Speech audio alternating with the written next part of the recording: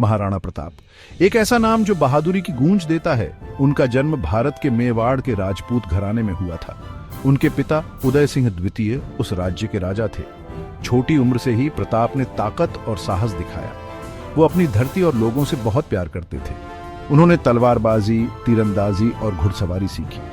युवा राजकुमार बड़े ही ईमानदार और दृढ़ निश्चयी थे।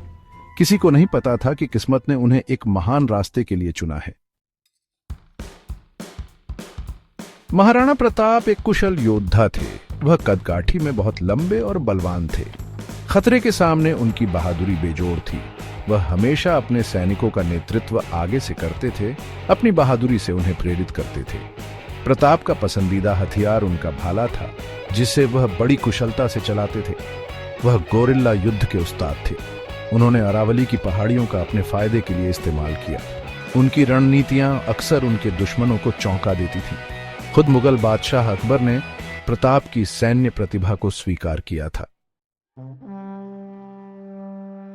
हल्दी घाटी की लड़ाई अविश्वसनीय वीरता की कहानी है। 1576 में महाराणा प्रताप का सामना अकबर की विशाल सेना से हुआ। कम सैनिक होने के बावजूद प्रताप बहादुरी से लड़े। उनके वफादार घोड़े चेतक को युद्ध में उसकी वफादारी और बलिदान के लिए याद किया जाता है।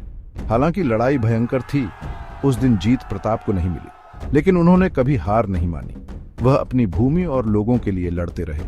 हार के बावजूद उनका हौसला नहीं टूटा। उन्होंने दुनिया को लचीलेपन का सही अर्थ दिखाया। महाराणा प्रताप का जीवन साहस की मिसाल है।